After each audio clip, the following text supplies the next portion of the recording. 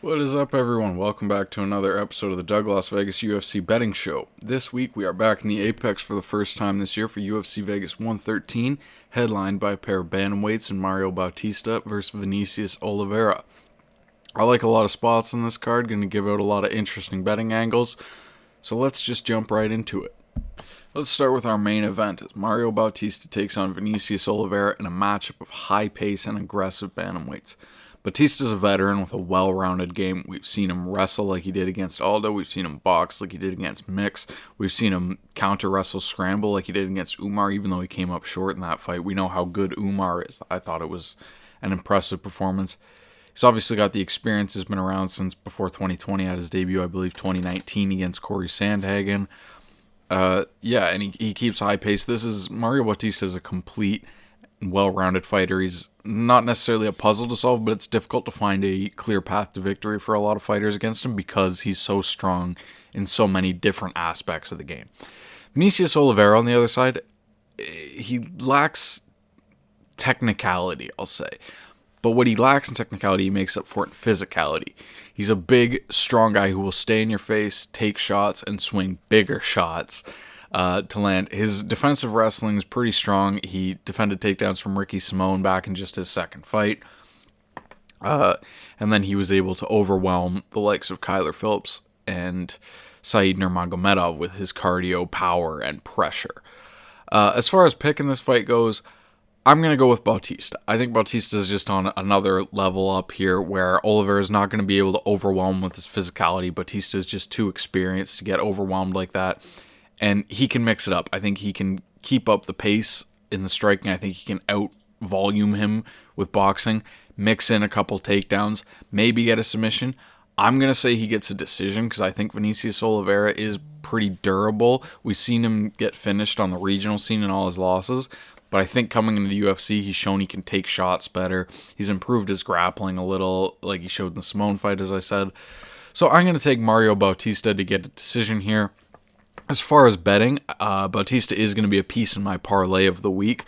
I think there is some value on his money line just because of how much more complete he is. I really think he's on another level. I don't see a clear area where Oliveira is better than him over the course of 5 rounds. He's durable. So overall, I just trust Mario Bautista a lot more in this spot. Next up, a co-main at flyweight in a wide-open division. I love highly ranked flyweight bouts. They're always super fun. And here we've got Amir Albazi taking on Kyoji Horiguchi. Now, Albazi comes into this one off a rough showing against Brandon Moreno where he was coming back off neck surgery. He didn't look good. He couldn't get his grappling going. His head movement wasn't there. He was getting boxed up on the feet. But that is against the former champion, Brandon Moreno, so I want to give him a little credit. If we go to his fights before that, we saw him take down and get the back, and, I thought he lost against Car France. I thought it was a robbery, but I did think he showed some good things in that fight as far as being able to implement grappling against strong defensive grapplers. I know we saw Car France choked out by Alessandro Pantoja, and that's fresh in everyone's mind. This is also a guy that defended back takes from Askar Askarov enough to win a split decision. And he was able to defend enough against Albazi to arguably win a decision. Obviously didn't get it done there. But then he's also shown decent striking, like his uppercut knockout over Alessandro Costa. Costa, we know now, is good. He's shown his striking prowess in the UFC with his win over Kevin Borjas, where he just dismantled him with the leg kicks. So I thought that was an impressive win. Overall, I don't think Albazi's as bad as people say because he's had a couple rough performances against the top guys. But I don't know that he belongs in that top 5 himself. He hasn't quite taken those steps forward, per se. And with the neck injury, I have a hard time seeing him continue to grow as a fighter. I think he might bounce back and look a little better than he looked in the Moreno fight because we do tend to see when they're further removed from the neck injury, they kind of get a little better. We've seen it with Ramiz Brahima. He had a really bad showing against Temba Garimbo when he first came back and then got a couple finishes. But I'm not sure it's going to be the same with Albazi, especially considering he's taking on Kyoji Horiguchi, who just started his second UFC run with an absolute domination over Tagir Ulanbekov. I was blown away by this performance. He mixed his striking, beautifully hurt him on the feet, managed to take the back and finish the fight. Just looked exceptional. It looked exceptional with his pace, his striking, his grappling. Looked like a true veteran at the top of his game. Yeah, we saw outside of the UFC, obviously, he was fighting at 135, a little, had some durability, physicality issues. He lost to Patchy Mix, much bigger guy. Had the knockout loss to Sergio Pettis, which I don't like the word fluke, but how many times do you run that fight? Does Pettis finish it with something like that? You know what I mean? So yeah, he obviously has the good experience both in and outside the UFC with his first UFC run and his championship experience outside. And he's got the well-rounded game that he just showed with a win over a guy like Ulanbekov, who, even if he had a rough weight cut and kind of gassed out, you got to put it on those Nurmagomedov camp guys. So yeah, I don't think it should be a shocker here that I'm going with Horiguchi. I'm going to take him by decision, as Albazi has shown some good durability. Morono couldn't put him out there. He ate huge shots. He's a pretty strong grappler, so I don't think Horiguchi gets a submission. So I'll say Horiguchi by decision. As far as betting this fight, I'd say the decision prop is probably where I'd go. I would not touch the money line on Horiguchi when you're talking a minus 400 against a guy who we've seen finished. And Albazi's dangerous. He's got a little pop in his hands, enough that I'm not laying minus 400 in any parlays or anything. And his durability, so I'll say Horiguchi gets a decision. If I had to bet the fight, I'd take him by decision minus 115, but this one's a pass for me overall. Now on to the heavyweights as Jailton Almeida turns around to take on Rizvan Kuniev. Almeida is a dominant grappler when he gets on top. If he gets on top early, you are in trouble. We've seen it against guys like Spivak, Rosenstrike, Alexander Romanov. He'll just keep you flattened out, especially these bigger guys who have a harder time building the base. He'll get on the back, he'll pound them out, he'll grab the neck, and he's very good at it. He's athletic for a big guy. Obviously, you've seen how he moves. He's not built like a traditional heavyweight. But he is very limited, because when he's forced to strike, he kind of swings big and wild and has very questionable durability. We saw him knocked out bad on the regional scene once a long time ago. And then just when those concerns are kind of like, okay, he's been around long enough, Curtis Blaydes gets him with that weird uppercut coming in, pounding him out at UFC 299. So we haven't really seen him be able to take damage. Yeah, he survived with Alexander Volkov, but Volkov didn't really get much damage off there. Maybe a couple clinch knees. I don't know what would have put him away there. So with Almeida, we know he's kind of going to steamroll you, or he needs to be on cruise control almost. Because you look at the Derek Lewis fight, and it's like, yeah, he cruised through that even if he didn't finish him. There was no adversity. I think this is a guy who's really going to struggle when you give him even the slightest bit of adversity, like a guy like Curtis Blaydes did, or Alexander Volkov. No matter which way you think that decision should have gone, Volkov gave him a tough fight and laid out the blueprint that, okay, if you can't run him over, he's not going to pose that big a threat to you. You're going to be the one doing the damage. And on the other side, Rizvan Kuniev is a pretty good defensive grappler. A lot of people are pointing to Curtis Blaydes taking him down early, which is fair, especially considering Almeida was able to take down Blaydes a lot. But I would say Blaydes is a better offensive wrestler than defensive, so I'm not too concerned about him getting taken down by Blaydes. He's also able to build a base and defend the takedowns later in the fight, which I think is almost more important against a guy like Almeida, showing that you're not just going to wilt and accept position. And then he puts his combination punching together really well. It's not a traditional heavyweight where it's just these big, ugly swings. You can really tell there's thought when he throws these hard three-punch boxing combinations. Threw in a lot of uppercuts against Blaydes to deter those blind shots. Like if Almeida's just shooting blind, and he could get caught with a nuclear uppercut here. And he showed good cardio, keeping it on Blaydes late into the third round. I like Kuniev a lot. I thought he beat Blaydes as well. Another split decision fight. It seems like I'm talking about a lot of those right now.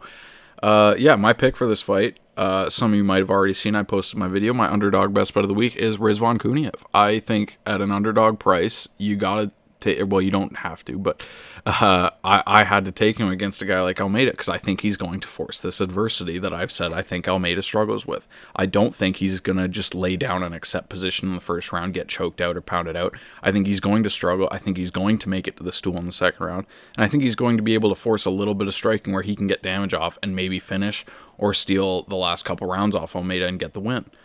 So, yeah, I'm taking the underdog in this big heavyweight matchup in Rizvan Kuniev. I do believe he'll find a finish in those last couple rounds. I don't think Almeida's going to be able to handle the damage that he's going to be able to put on him at that point in the fight. So give me Rizvan Kuniev by second or third round knockout and make that my underdog best bet of the week. Next up, we got the middleweights as Michal Oleksiejczek takes on Marc-Andre Barriault. Now with Oleksiejczek, we know what we're getting here. A big, powerful boxer who's moved down in weight a couple times. Looks like he's gotten comfortable with his weight. He's fixed up his training. Now he's working with the fighting nerds, seemingly improving his ground game, which was the issue with him getting submitted anytime he ended up on the ground before. We saw him use that power to almost knock out Kevin Holland, and then got stuck in an armbar when he followed him to the ground. So yeah, we know he's a dangerous fighter. We know he's got the skills to compete striking with almost anybody. He's got the power to catch anybody on the feet.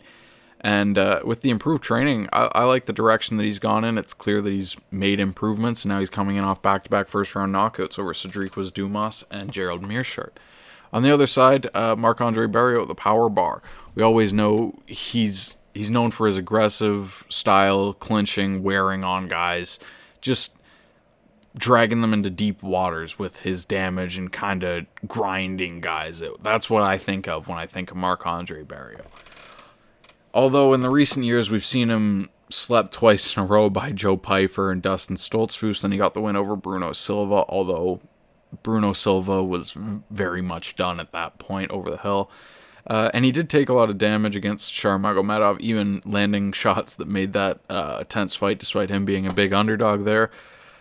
So, you know, he's still a dog. He can still make fights ugly, drag you into deep waters. That being said, I'm still taking Michal Oleksiejczek here. I think he's the more powerful, cleaner striker. I think if it goes into the later rounds, he's going to be fine. I don't think Barriault is going to wear him down. I think he's going to be the one doing the more damage here. I think he's more durable here. I think this price tag is justified, and I am going to throw him in my parlay of the week. That is leg number 2 if you're keeping track. So we've got Mario Bautista as well as Michal Oleksiejczek in the parlay of the week. I expect him to get it done pretty early, as he's a guy who likes to get his knockouts in round 1. So I will take Michal Oleksiejczek to knock out Marc-Andre Barriault in the first round. Next up, we got a prospect matchup at bantamweight as Farid Basharat takes on Gian Matsumoto. Basharat's shown a really good grappling skill set. He's had pretty tough competition in the UFC for someone who's been around and not been ranked. Taylor Lapilus is a solid fight. He smoked Gleison Rodriguez in the one matchup where they put him in there with a guy who clearly wasn't on his level. The win over Damon Blackshear aged well, obviously coming off the win over Victor Hugo. He's shown really strong grappling prowess, really strong wrestling, good ability to get on top, and like we mentioned in the Gleison Rodriguez fight, if you aren't a good submission grappler, he will finish you.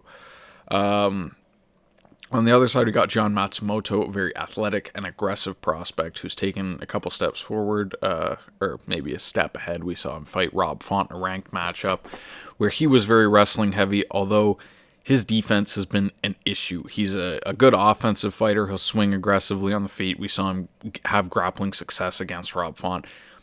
But when guys like Brad Katona can land a lot of damage against you on the feet, take you down, Rob Font boxed him up pretty bad when they were at distance in that matchup. Dan Argueta had wrestling success against him. So Matsumoto has all the offensive tools that I've seen is necessary. A strong guillotine that he ended up getting Argueta with. But his defense is a massive concern to me. His striking defense and his wrestling defense. I think anyone who can stay disciplined on those kind of game plans can beat him. I even thought Miles Johns actually got the win over him last time, a close split decision. I'm biased because I had money on Johns, full disclosure. But I either way, I didn't think Matsumoto looked good. Even if you scored the fight for him, he still took more damage than he should against a guy on the level of Johns if you're expecting this to become a ranked fighter in the near future. So I'm taking Basharat here, no surprise.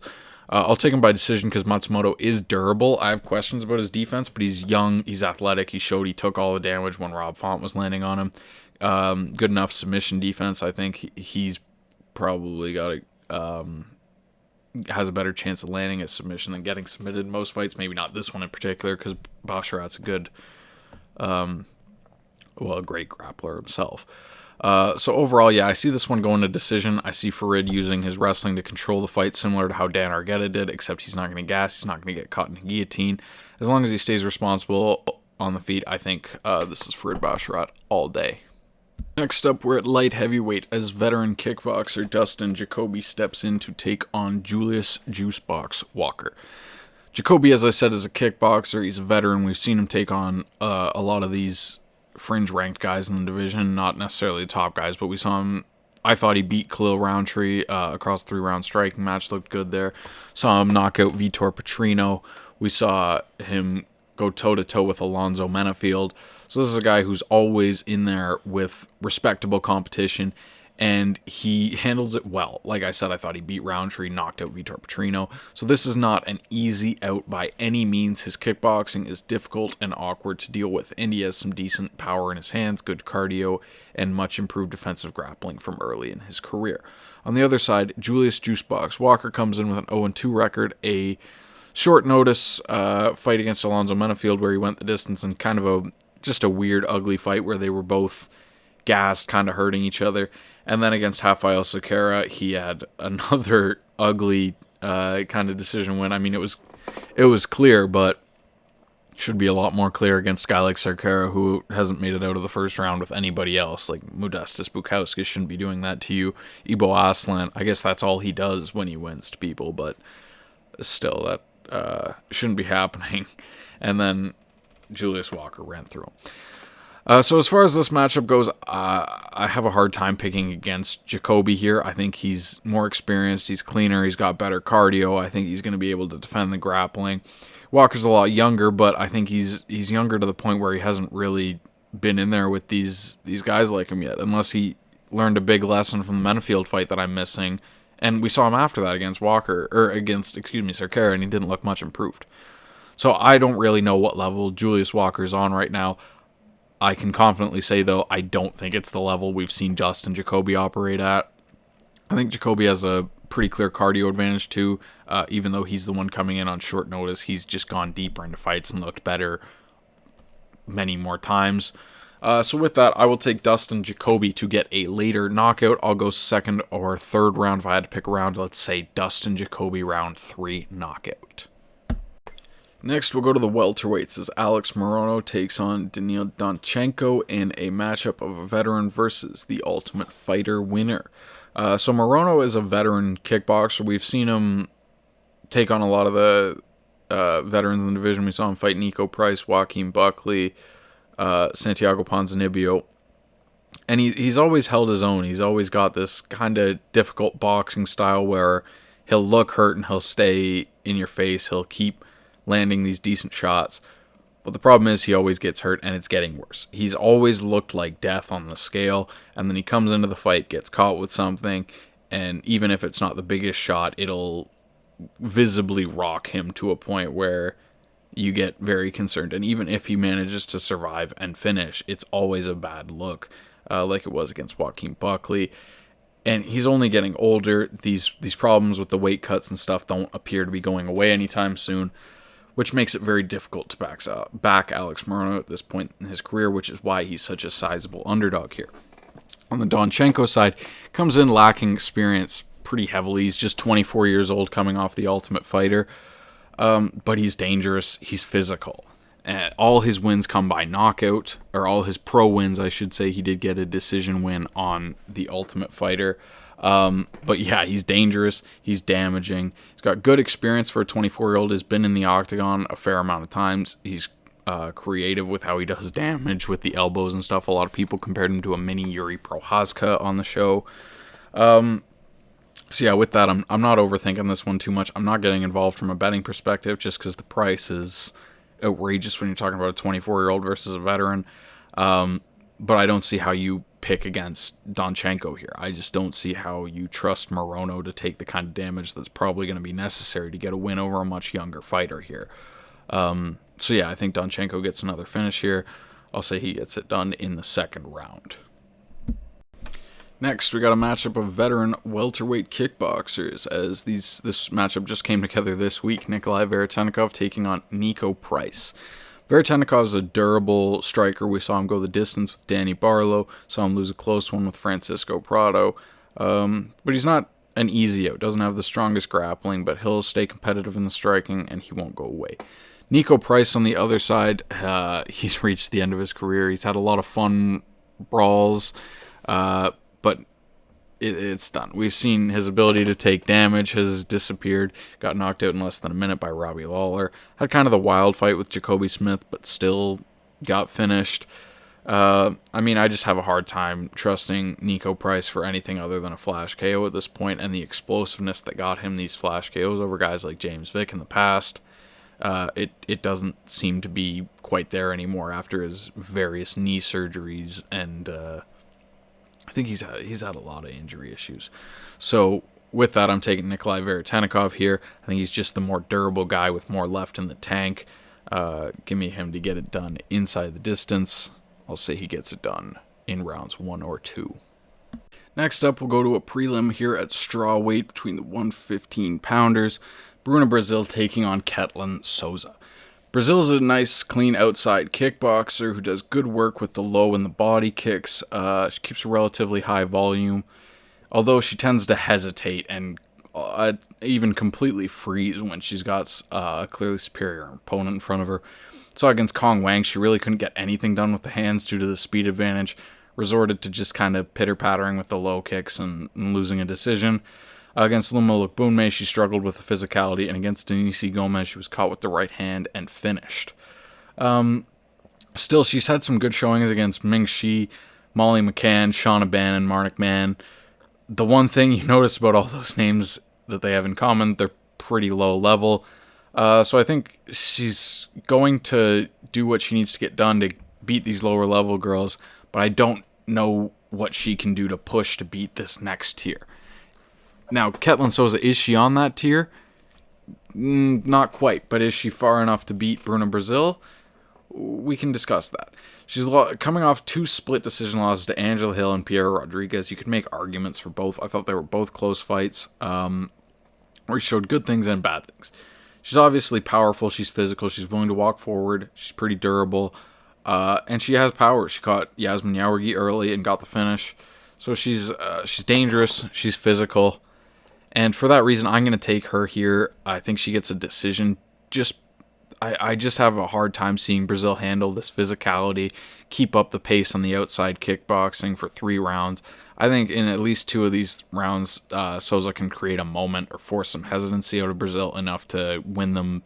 I don't want to say clearly, because I wouldn't be shocked if it was another split decision, and I don't have enough conviction to bet her now that the line's moved to her as not a sizable favorite, but minus 160 is a lot different than when she was plus 100 at the start of the week, and a lot of people got in.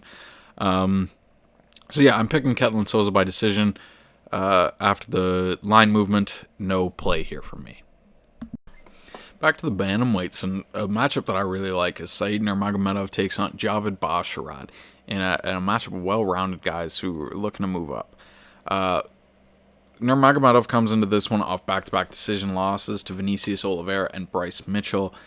The book's kind of out on him. He's a fast kickboxer with a great guillotine. He'll start really strong. He'll fade down the stretch, and he's still going to be difficult to finish. But he can be out-wrestled if you're not caught in the guillotine, and if you stay at distance with him, he will fire these flashy spinning kicks and stuff. He hurt Bryce Mitchell at a moment, and he almost caught him in the guillotine, so he showed a lot of that. Although his cardio and his wrestling have been his pitfalls, as we saw him out-pressured in the last 2 rounds by Vinicius Oliveira. We saw him out-wrestled by Bryce Mitchell. We saw Jonathan Martinez control him in the clinch. Even Said Yakub Kakramanov was on his way to absolutely dominating that before he got caught in the guillotine. Looked like he had completely worn him down with the wrestling and was on his way to taking over. But you always have to be wary of that guillotine. Javid Basharat on the other side is a smart and slick fighter with really good outside kickboxing. Even though he lost that match to Ayman Zahabi, I think we know now how good Zahabi is, the level he's at if you're going to sit out there and outside kickbox with him. He's got a good top game. He mixes in the ground and pound well. He showed on Contender Series. Overall, a smart, slick fighter with a well-rounded game, good cardio. He's gone to decision a lot of times. We did see him get knocked out bad by Ricky Simon his last time out, but I'm not overly concerned that he's chinny. It was a huge shot, and, when you're throwing 4-ounce gloves, it happens. In this spot, I like Jav Basharat. I think it's kind of a buy low, because you're coming in off 3 fights where he didn't win. The Simone fight, he got knocked out early. The Hobby fight's a close decision, and the no contest with Victor Henry. So I think a lot of people are forgetting what kind of prospect this guy can be. And if he comes in and showcases the well-rounded game, I think maybe he has a close first round with Saeed, but the cardio, the kickboxing, and mixing in the wrestling, I think those last 2 rounds he takes pretty comfortably. The decision odds aren't very different from the money line. It's just plus 115 compared to around minus 120, minus 125. So I like his money line here over the decision, and I'm actually going to use his money line as the final leg in this week's parlay of the week. So if you're keeping track now, that's Mario Bautista, Michal, Oleksiejczek, and the first leg or final leg in this order, Javid Basharat. That should get you around plus 250 odds. So yeah, give me Javid Basharat for the final leg of the parlay of the week. Give me him by decision as my official prediction, and let's get on to it. Next up, we got the flyweights as Wang Kong takes on Eduardo Mayra. Wang Kong's a very fast and dangerous kickboxer. We've seen she has the backstory with Valentina Shevchenko. She came in and got that killer right-hand flatline knockout against Leandro in her debut. Had the little setback against Gabriela Fernandez where she got caught. And then had a couple other impressive performances against Bruna Brasil and Ariane Lipski. I think she's fast, she's athletic, she clearly hits hard to the point where Bruna Brasil was scared to engage with her.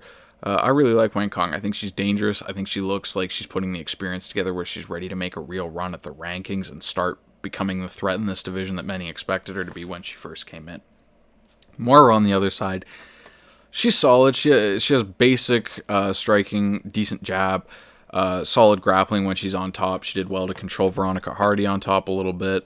Although Lauren Murphy had her in some bad spots grappling. Overall, I don't think she's bad. She comes in having beat Lauren Murphy and Veronica Hardy back-to-back, as I previously mentioned, since she moved up to flyweight. So she's putting together a nice little run. Overall, I don't think she's going to be able to handle the physicality, the strength, the power of Wang Kong. I don't see her consistently getting Kong to the ground. I don't see her being anywhere near the same close to level of striker as Wang Kong. So this is a pretty easy pick for me. I'll take Wang Kong to get a knockout here. I'll go third round as we saw Moira kind of get in trouble against Lauren Murphy there. I think Wang Kong can keep putting the pressure on, do the damage, and get the stoppage here.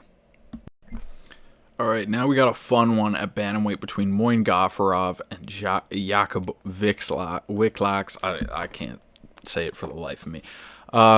But these are 2 fun bantamweights with kind of clashing styles. Gafarov is a big swinging striker.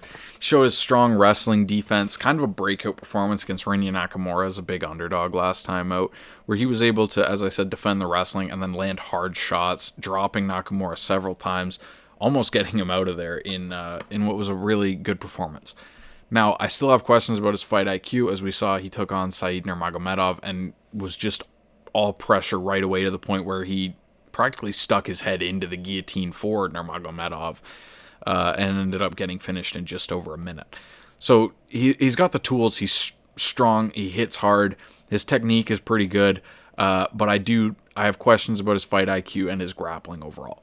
On the Wiklax side, we saw he's a slick grappler with pretty good kickboxing in his debut against Patchy Mix. He was landing some solid body and straight kicks early in the fight. Mix obviously got on top, but didn't really have much success. We know Mix is a strong grappler, so it was always going to be difficult for him to compete in that realm. But I do think he had some really good moments. We saw him jump guillotine a lot in that fight, and it looked like a couple of them were getting kind of close, they made Mix react. So in this matchup specifically, I think that's relevant, as if Gafarov sticks his head in there like he did against Nurmagomedov. This is a guy who's going to take advantage of that again. This is a guy with a really good submission game, although I do think he faded and his striking defense is questionable. His hands were kind of down late in the third round.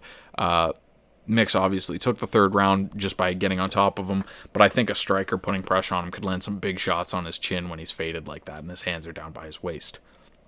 So with that, my pick is going to be Moin Gafarov by knockout. But this is where I am going to make my prop play of the week, as I really like this fight not to go the distance. I think when you look at these two guys, you see Gafarov, a guy who can get a knockout at any point against Wiklax, who's been knocked out, leaves his hands down, might be out-physicaled in the striking, definitely doesn't have the power advantage.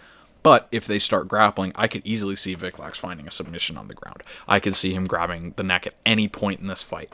So, in a matchup where both guys are in danger at all times in both the striking and the grappling, I'm going to take this fight not to go the distance. You can get that right now around -110 plus 100.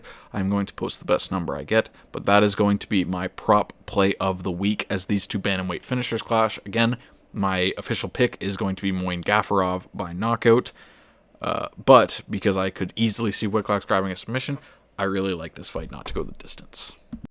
And the last fight, I'm going to go over the first fight of the night. We have Priscilla Zombie Girl Cachoeira taking on Claudia Segula.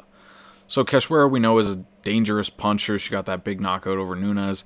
But we've also seen her fade to grappling and cardio. We saw her finished by Jasmine Jasdavicius. We saw her finished by Jocelyn Edwards in the first round of her last fight. We saw Miranda Maverick get her out of there. So this is a fighter who we know is going to struggle with the top level. We know has some durability concerns, but we also have to respect the power coming from her. As she knocked out Josiane Nunes, she knocked out Ariane Lipski, she beat Ji-Yeon Kim, all based on her punching power, her striking threat. Now, Segula on the other side comes in with pretty limited experience. She lost her UFC debut getting ground and pounded out by Melissa Mullins, and then won as a big underdog against Russian Ronda Arina Alexieva last time out in a match where they surprisingly were striking the whole time. Many expected Alexieva, including myself. I thought she'd grapple more. But we saw them strike, and we saw Segula was able to outstrike her and take a clear unanimous decision. Although she did have some submissions, or one submission on the regional scene, so she was a bit more of a grappler coming into the UFC. As far as my pick for this one, I lean Cachoeira. I just don't know that Segula is on the UFC level, and as much as we've seen Cachoeira struggle, it's against a bunch of girls that we know are competitive, are dangerous. Like Jasdavicius and Miranda Maverick are going to beat most girls. They beat Segula probably 10 times out of 10. Unless Segula's made significant improvements. So I have a hard time holding those losses against Cachoeira here. I think she's a lot more dangerous. I think Segula's not going to react well to the power. So give me Cachoeira to pull off the very slight upset and get a first round knockout, although I don't plan on touching this one with my hard-earned cash. Alright, thank you guys so much for tuning in. Quick recap of my bets. We got the parlay of the week, which is Mario Bautista, Michal Oleksiejczek, and Javid Basharat going for around plus 250. We have the prop play of the week, which is Jakub Wiklax and Moin Gafarov to not go the distance, around -110 to plus 100, and Rizvan Kuniev as the underdog of the week at plus 125. With that, I hope you enjoyed. Leave a like, leave a comment, subscribe, follow me on my socials at Doug Las Vegas Bets, just about everywhere, Instagram, Twitter, TikTok, all that jazz. So make sure you go follow. Let me know what you want to see from me, and I hope you guys enjoyed. I hope you enjoy the fights this weekend. Take care.